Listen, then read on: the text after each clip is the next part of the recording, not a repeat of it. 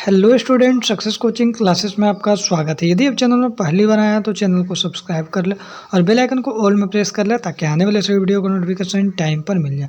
आज हम डिस्कस करने वाले हैं क्लास 10th का सामाजिक विज्ञान का जो मोस्ट आपको इंपॉर्टेंट क्वेश्चन आपको करवाने वाले हैं। ये हमारा डे 6 है। यदि डे 1 से लेकर 5 तक आप नहीं देख रहे हैं तो आप जाकर देखिए, उसमें मोस्ट इंपॉर्टेंट क्वेश्चन आपको करवाएं जो बोर्ड एग्जाम में पूछने का 100% चांसेस है। ये जो सीरीज आपका 12 फरवरी तक लगातार चलता रहेगा। चलिए हम लोग देखते हैं क्वेश्चन की और हम लोग स्टार्टिंग करते हैं। सबसे पहले जो आपका मोस्ट इंपॉर्टेंट क्या है, कॉर्न लॉ। याद रखिएगा, कॉर्न लॉ के समाप्त करने के बारे में ब्रिटिश सरकार का फैसला पर संक्षिप्त टिप्पणी लिखिए। तो लिखेंगे 18वीं सदी में ब्रिटेन की आबादी तेजी से क्या होता है, बढ़ने लगा। इसके परिणाम स्वरूप जो होता है खाद्य पदार्थ भैया जहाँ आबादी बढ़ेगा तो क्या होगा, खाद्य पदार्थों तथा कृषि उत्पादों की मांग भी बहुत ज़्यादा हो गया। जब मांग ज़्यादा हो गया तो क्या होगा, ऐसी परिस्थिति में बड़े भूस्वामी ने लाभ कमाने को उद्देश्य सरकार पर क्या दबाव डाला और मक्का का आयात पर क्या क्या प्रतिबंध लगा दिया। ठीक है, उनके दबाव में आकर सरकार ने मक्के का आयात पर क्या किया भैया, प्रतिबंध तो लगा दिया। इस कानून को हम लोग क्या बोलते हैं, कॉर्न लॉ के नाम से जाना जाता है। इस कानून में लागू हो जाने से देश में जो खाद्यान्न की क्या होगा, धीरे धीरे खाने पीने की चीज़ों की कमी हो गई तथा अनाजों की कीमत में क्या होगा, धीरे धीरे बढ़ोतरी हो गया कीमत। तो खाद्यान्नों की कमी एवं उनके ऊंची कीमतों से परेशान होकर वहाँ के लोग विरोध करने लगे, जिसके कारण सरकार को कॉर्न लॉ समाप्त करना पड़ गया। ठीक है, आगे देखते हैं हम लोग ब्रिटेन वुड्स क्या है। तो ब्रिटेन वुड्स समझौते का अर्थ क्या होता है, याद रखिएगा। ब्रिटेन वुड्स समझौता कब हुआ था, 1944 ईस्वी में हुआ था। ठीक है, कहाँ पे हुआ था, तो अमेरिका के ब्रिटेन वुड्स नामक स्थान पर हुआ था। ठीक है, इस सम्मेलन में संयुक्त राष्ट्र की दो संस्थाओं जैसे अंतर्राष्ट्रीय मुद्रा कोष और विश्व बैंक की स्थापना हुई थी। इस समझौते का उद्देश्य जो था, औद्योगिक विश्व में आर्थिक स्थिरता तथा पूर्ण रोजगार में बनाए रखना था। आगे देखते हैं तीसरा क्वेश्चन हमारा क्या, अंतर्राष्ट्रीय आर्थिक विनिमयों में 3 तरह की गतिविधियां या प्रवाहों की व्याख्या करें।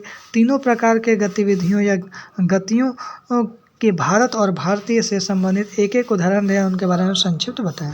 तो चलिए हम लोग सबसे पहले देखते हैं अंतर्राष्ट्रीय आर्थिक विनियमों कि 3 प्रवाह निम्नलिखित है। पहला, वस्तुओं का प्रवाह। 19वीं सदी में यह खाद्य पदार्थों, कपड़ों, आभूषणों आदि तक सीमित रहता था, लेकिन उदाहरण के लिए भारत से कपास का यूरोप जाना और तैयार माल का भारत में व्यापार करना। दूसरा यहाँ पर क्या बोल रहा है, श्रम प्रवाह।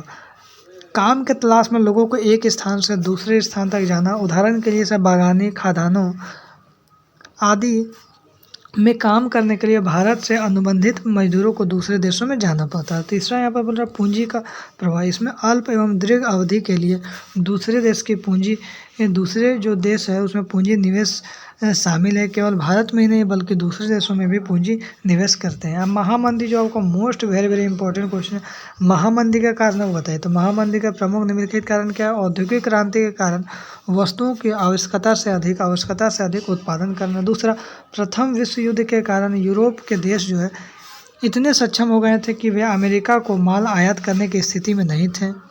आगे लिखिएगा, अमेरिका के शेयर बाजार में शेयरों की कीमतों में अचानक गिरावट आ गई, जिसके कारण लाखों व्यापारी क्या होगा, कंगाल हो गए। आगे क्या लिखेंगे, कारखानों में तैयार माल को बाजार नहीं मिला, जिसके कारण क्या हो गया, कारखाने बंद हो गए और लोग बड़ी संख्या में बेरोजगार हो गए। उसके बाद देखिए, ये भी क्वेश्चन आपको मोस्ट इंपॉर्टेंट क्वेश्चन, G77 देशों से आप क्या समझते हैं। G77 को आप किस आधार पर ब्रिटेन वुड्स को जुड़वा संतानों की प्रतिक्रिया कहा जा सकता है। बहुत इंपॉर्टेंट क्वेश्चन, रिपीटेड क्वेश्चन। याद रखिएगा, G77 विकासशील देशों का एक समूह है जो नई अंतर्राष्ट्रीय आर्थिक व्यवस्था NIEO को प्राप्त करने के लिए सामूहिक रूप से काम करता है। दूसरा लिखेंगे, IMF और विश्व बैंक ब्रिटेन वुड्स के दोहरे समझौते असंतोषजनक सेवाओं के कारण नए आज़ाद हुए शुल्कों ने G77 का संगठन किया। इस प्रकार विकासशील देशों में जो विकसित देशों की भांति औद्योगिक विकास की राह पर चलना चाहते थे, ब्रिटेन वुड्स की संस्थाओं ने उनका मार्ग जो अवरुद्ध कर दिया। इसी आधार पर G77 को ब्रिटेन वुड्स की जुड़वा संतानों की प्रतिक्रिया कहा जाता है।